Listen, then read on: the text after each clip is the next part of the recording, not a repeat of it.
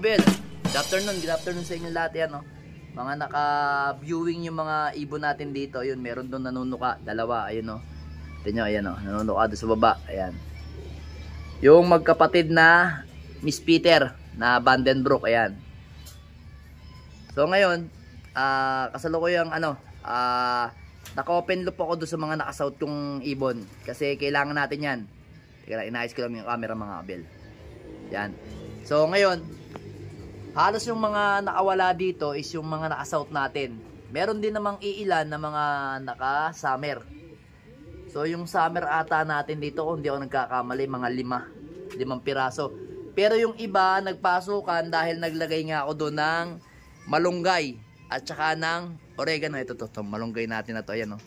Ito yung oregano na malunggay natin dito, ayan, oh. Pag tumataas yan dito, yan, ang gagawin ng mga ibon natin, haharvestin nila yan, tutukain nila ng tutukain pag tumaas dito. Kaya hindi ko rin to tinatanggal kasi pagka tumaas lang siya ng mataas na at umabot na doon sa may wire, pinuputol ko kasi delikado kasi kuryente yun, eh. Baka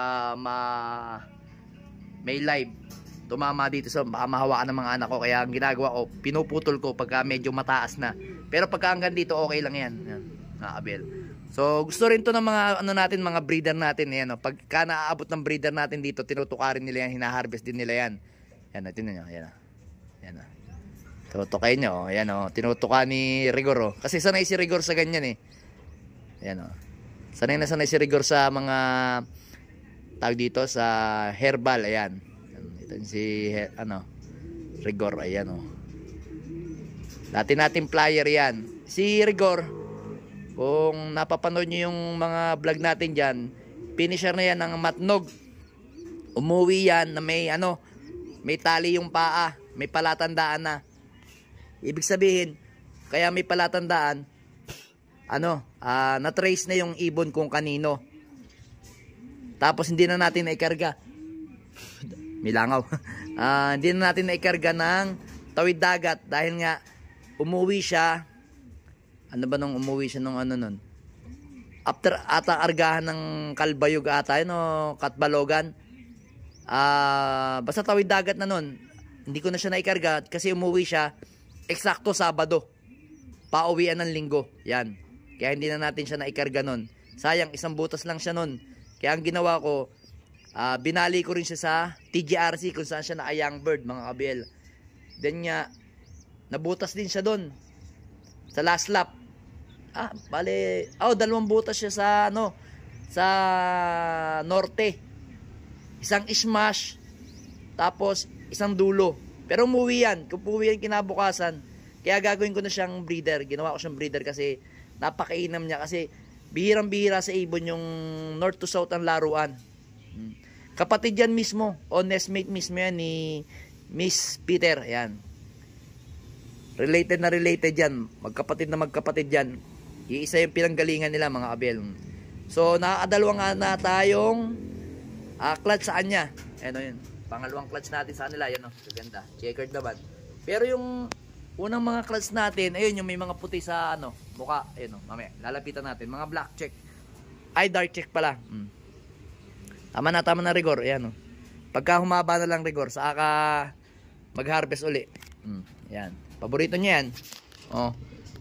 Paborito niya yung malunggay. Kasi napaka daming vitamins ng malunggay. So ito nga, mga Abel, pakita ko lang sa inyo yung anak niyan. Ayan, yung dalawang itim na yan. Yan. Asan na yung isa? Pumasok ata sa loob. Ayan.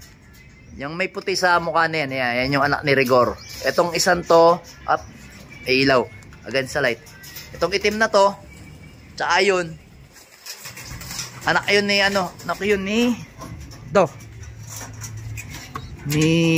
pangalan nito, ni JM at saka ni Juana. Yan. Anak nila yun. Bale, hindi ako nag-second clutch sa kanila. Yan. Second clutch yan. Ng natin yan. First clutch natin ng ang pangalan nitong ibon na to. Si Peter. Ayun, yung Peter na yan. First clutch ni Peter at saka ni Arden. Ayan. Ni Arden Arandok. Ayan, ni Arandok Jansen Arandok. Tapos Peter, tas ito yung unang clutch nila. Yan. Gagandang ibon, no? Parehas white plate. Pinasitar ko muna. Sinitar ko muna tong mag-asawa na to kasi napansin ko kasi medyo bumigay yung katawan nito kaya hindi ko pinapisa sa kanila yung second clutch. Tapos pinalimliman ko lang to ng mga 7 to 8 days do sa mag-asawang Arandok na Johnson at saka kay Peter. Tapos silang dalawa, meron pa rin silang egg nun. Fertile nga yung dalawa. Ngayon, naka-recover na yung katawan kaso kailangan kong magpalabas nito kaya tinanggal ko muna yung dalawang egg nila. Kaya ito yung napalabas nila ngayon, anak ni Arandok at saka ni Peter. Ayan. Maganda. Etong, kung di ako nagkakamali, etong nakatalikod sa atin na to, checkered na to. Tingnan natin checkered na to. Ito. Itong checkered na yan, na white flight, anak yan ni ano, bale, nakalaro yan sa PUF. Yung isa naman, violet sa TGRC. Yan. Meron na rin ano yan, yung second clutch, ito. Kasunod yan. Hindi ko palang alam kung ano. May white light, ayun yung second clutch. Ayun yung second clutch ni ano, Peter at saka ni Johnson Arandok. Ayan. Iisa lang yung napisa, yung isa hindi nakalabas sa egg, sa shell. So, ayan yung update ko dito sa ating mga huling breed. So, naisalpa ko na nga yung dalawang singsing dito ni ano, ni Peter Maselan. Ayan, ayan, ayan na. So, maganda nga yung nilabas nila mga kabel. Merong isang ano dyan, white flight. Ang ganda. Naglabas ng white flight. Ewan ko kung dito mana o dito. Kalimitan kasi, itong ibon na to, si Maselan kasi, ang nilalabas niyan, mga checkered, mga ganyan. Dark check, checkered na ganyan. Pero hindi naglalabas ng white light. So malamang dito yan. Dito nakakuha. Kasi yun, pansinin nyo sa bandang batok ayan, sa may, ano, may puti. Ito wala talagang puti to si Maselan. Kaya malamang dito nakakuha ng puti yan. Yan o. Dalawa yan. Dalawang BBC. Yan. So isa na nga lang yung sisingsingan natin ng BBC. Ayun o. Yung mga ibon natin na pinalabas, ayan, nagpasukan. Kasi nga, nagkumpay tayo ng ano, nagkumpay tayo ng oregano at saka ng malunggay sa loob. Ayan o. Paborito nila yan. Kaya nagpasukan sila. Kasi dito, kung hindi nila matatagpuan yung oregano, ayun yung oregano. Ayun yung oregano natin, ayun nandun din. Ayun o, kita nyo yun o. Oregano rin natin yan, yan. Kung hindi nila matatagpuan yan, hindi sila makakatuka. Alam nyo naman mga ibon. Nagpasukan na pala yung iba nating ibon dito, ayan o. Ayan, nagtutukan yan yun o. Wednesday tayo ngayon o. Ayun yung kinakain ng ibon natin. So yung live nga pala natin, ayan, si ano, si 641, anak yan ni Vandenbroek at saka ni JM, ayun, ito si JM oh, mga kabel, ayan si JM, ayun, ayan si JM, lahi ni JM yan, dugo mismo ni JM yan.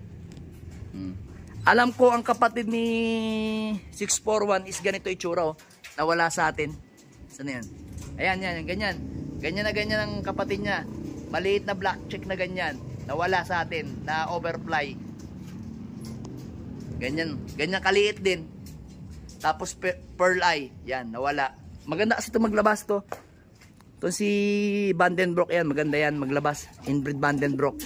Then, pang ilang clutch naman natin to? Pang third clutch natin mga abel to. Alam ko third clutch nga, oh, third clutch. 1, 2, oh tama. Third clutch, pero ang gaganda oh, kita nyo. Pero mga abel, hindi only, ano yan, only breed ah. So, ginawa nga natin sa dalawang yan. Binrake muna natin ng halos magdadalawang buwan bago ulit tayo nakapagpalabas ng dalawang ganito, pang third clutch nila. So, yun nga, mangingitlog uli yan, magpo-4 clutch tayo kasi kondisyonado.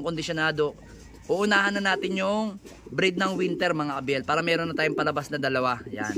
Tapos ibe-break ko yan, tapos hahanapan ko naman sila ng ibang pares. So palagay ko parang hindi na ako maghahanap kasi maganda yung ano nila oh. Maganda yung hulma ng ano nila. Bali ang titingnan na lang natin is yung performance. Yun. Pagbasehan na lang natin sa performance. Kasi para sa akin yung hulma ng katawan ng ibon, yung body structure, yung dito, yung sangalangalan niya. Basta para sa akin ano perfect yung ibon. Performance na lang talaga ang kailangan natin siyang tingnan kung hanggang saan aabot yung lahi nito, dalawang to. So syempre kailangan nating try and error pa rin. Pero yung unang anak nila, malalaban natin ng south. Yan yung pang summer natin. So yan yung mga ibon natin, mga kabel din. Yan yan, nagkakainan. Nakikita nyo, kumakain sila sa ilalim. Tika. Sarado lang natin tong ano, yung aking breederan dito. Ayan. Kita nyo yan, no? Ayan. Yan yung isang purpose. Ayan, nakikita nyo, nagtutukan dito sa ilalim mo. Pag sa ano, sa kanilang ano, ganyan. Ganyan yung purpose ko. Kaya gusto ko pagka ano, tagus-tagusan yung ipot nila. Hindi naiipon sa taas. Ayan, no?